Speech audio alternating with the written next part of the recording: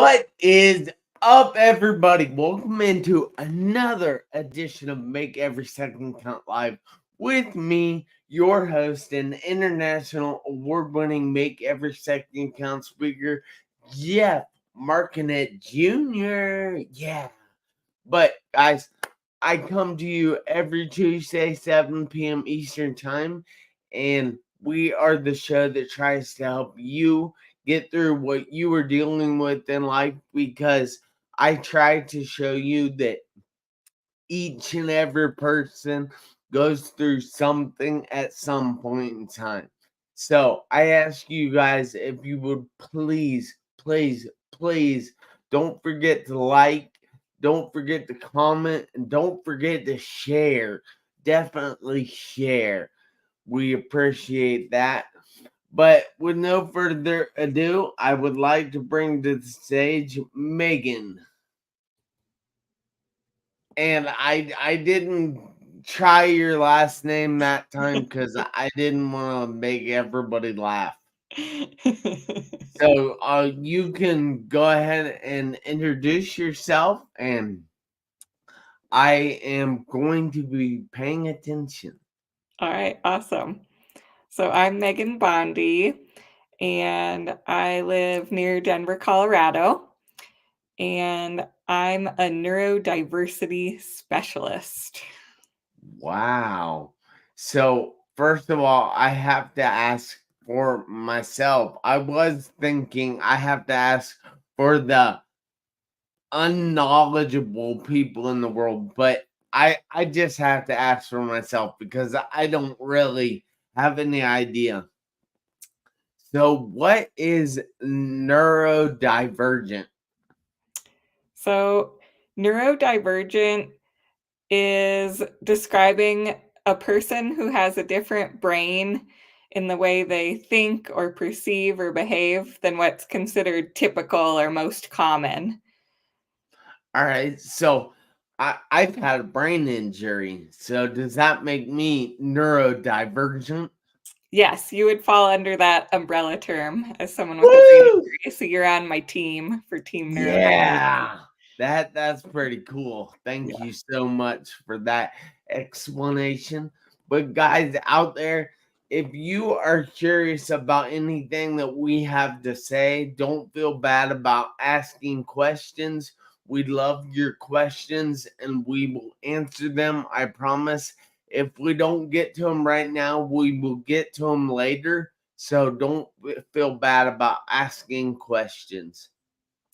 So, Megan, I know personally that life isn't always roses and flower buds, but oftentimes it's a roller coaster. But we have to grow through things. Now, I say grow through things because I don't believe we just go through things.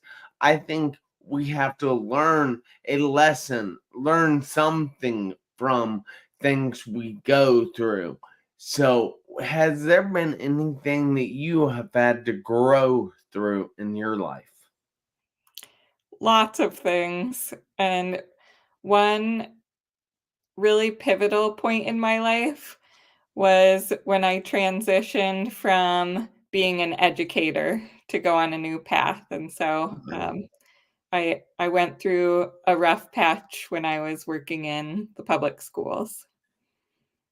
Can you explain your rough patch a little more to the people out there? Yeah, absolutely. So I started as a speech language pathologist when I was working in the I schools. know it well. Yeah. And then I was working a lot in more coaching positions and doing leadership. And so I was really aware of getting to know the kids and the different teachers and kind of working across the school building. And I started to notice at a new school that I went to that a lot of kids with learning differences, who I would call neurodivergent now, I didn't know the term at that point, Yeah. were getting kicked out of class, were getting suspended and expelled and really disengaged. And the learning and school environment just wasn't designed for how they were kind of uniquely wired. And it made me so sad to watch the kids be a part of a system that just didn't work for them. Yeah. And, trying to speak up and advocate and figure out where I could help didn't seem to get me very far. And so I just got really heartbroken to just be a part of that. It was exhausting. That's cool. So how did you figure out ways that you could help them?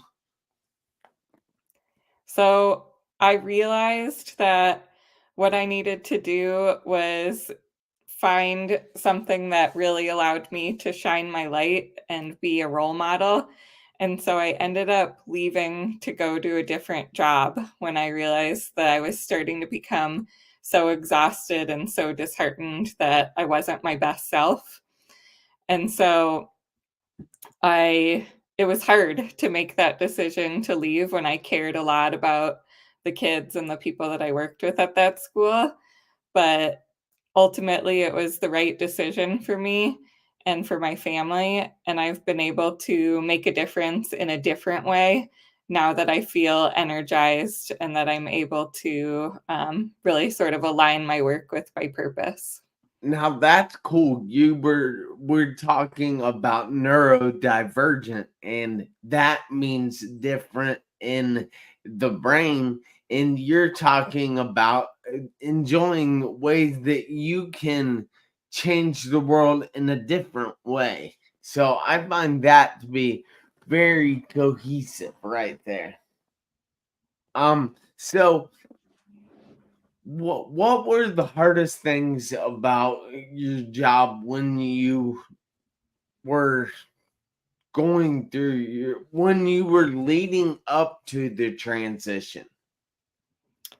I would say having students come talk to me and tell me what they were going through and how they were getting treated and the response to some of the behaviors that they were having really wasn't helpful at all.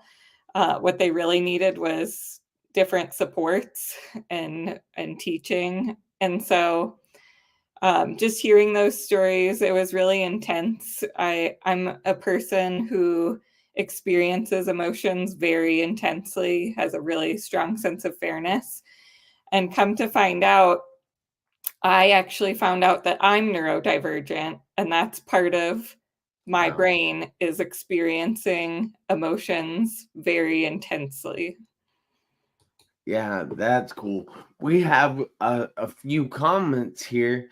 Um, Ben Bruce Jr.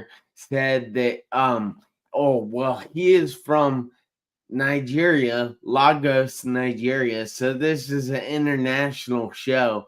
But he says you have a beautiful soul. So that's pretty awesome. And then my brother Brandon said we lose so many amazing educators for the same reason. I am happy you found a way to share your skills and still find fulfillment in your career. But you actually changed careers, if I'm not mistaken. Yes, I'm in a different role, but I still have the same purpose and values that I've always had. And so in education, I was a leader and a change maker, really focused on social emotional learning and creating inclusive environments for all the different kids and different brains.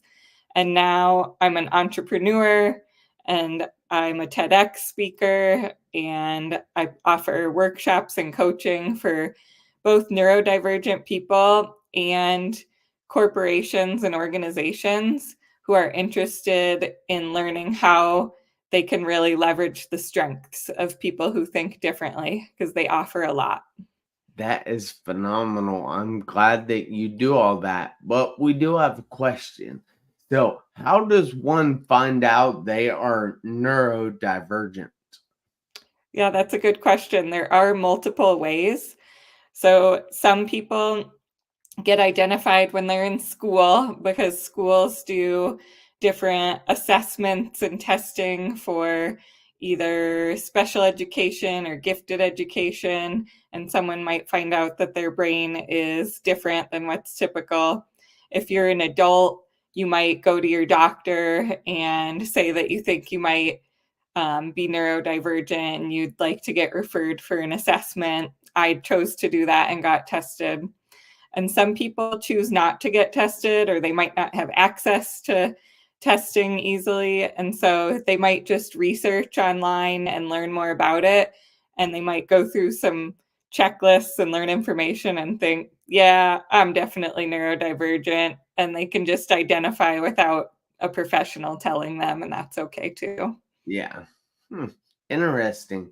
So let's say somebody out there is having a hard time and they think they might be neurodivergent.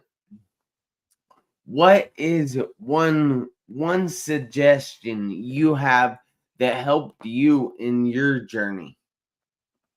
Yeah, absolutely. Just finding communities and finding websites that have reliable information.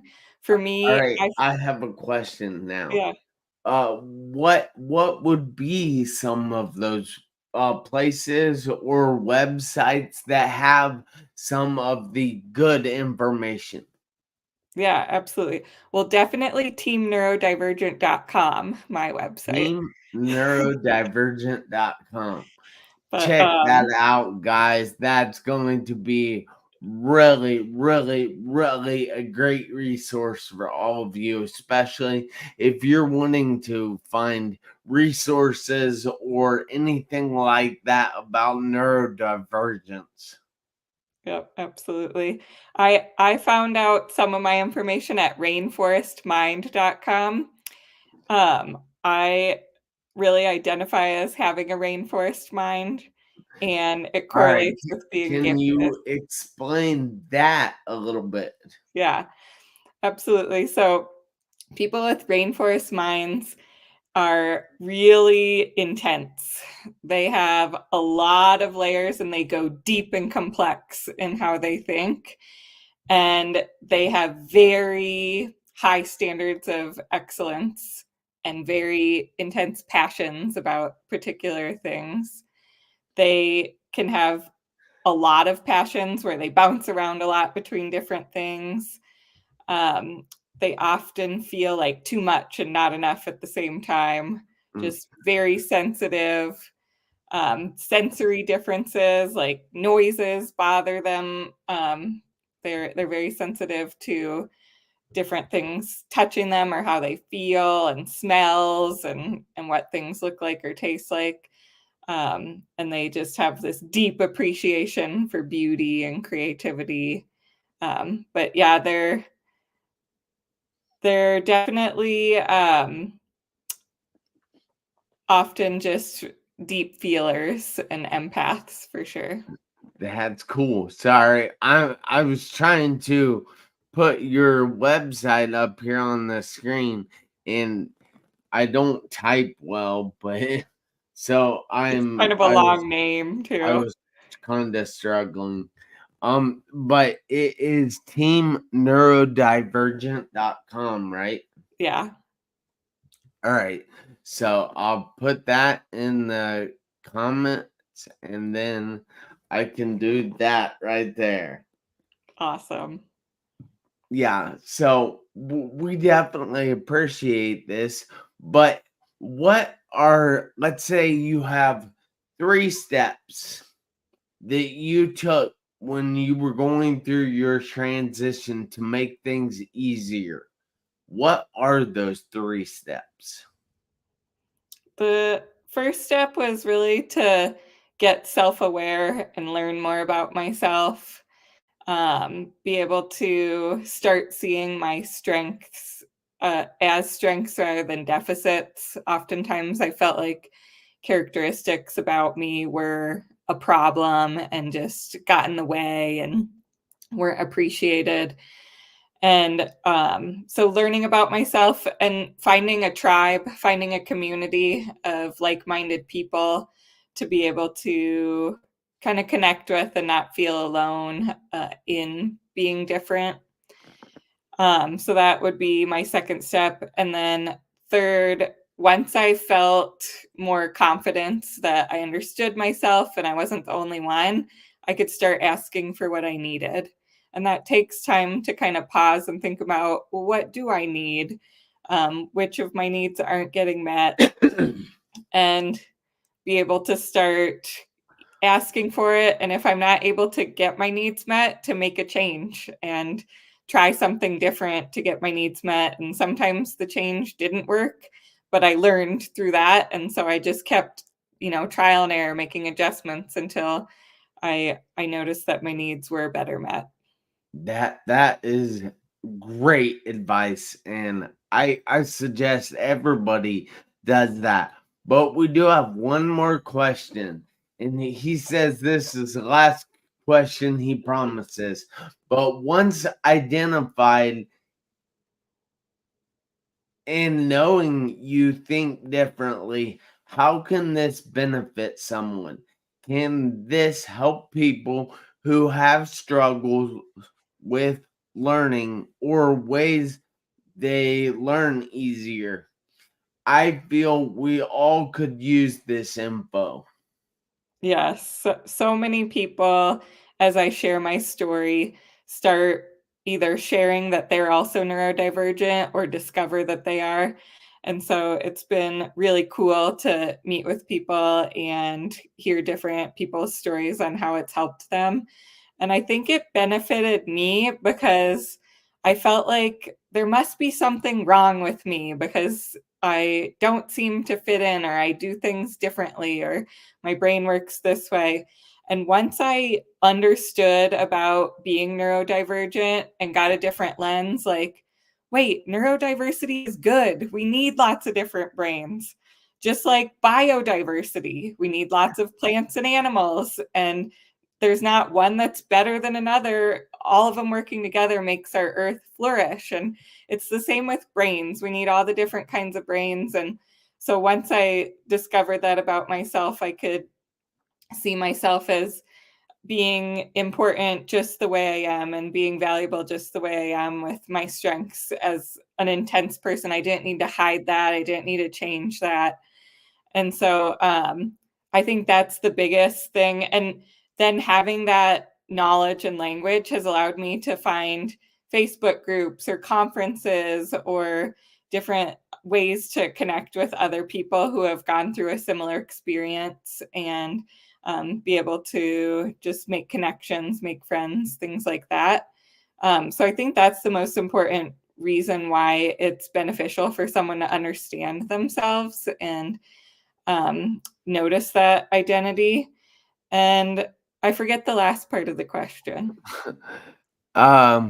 What can this help people who have struggles with learning or Oh, ways yeah. they can learn easier?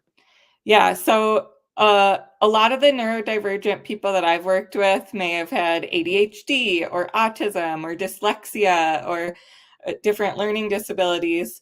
And really, when we understand what are that person's strengths, what are they good at, what comes easily to them, or what accommodations or different approaches can be helpful for them, it's super empowering. And I think in our schools, we're often, and in our communities, we're told there's one right way to do something. You should only read if you're reading a book with your eyes, whereas no, actually, if you read with your ears and you listen to audiobooks or have text to speech, that's just as good of a way to read and get information or other things. And so it's really about, let's stop focusing on what somebody's not good at. Maybe your brain doesn't make one thing naturally easy for you, or you socialize differently than most, or pay attention differently than most, or whatever.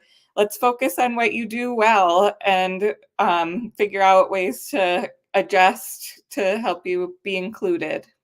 All right. One last question because I know you have to run and pick up your kids. I do. But do you have any contact information besides teamneurodivergent.com that you would like to give out to the audience?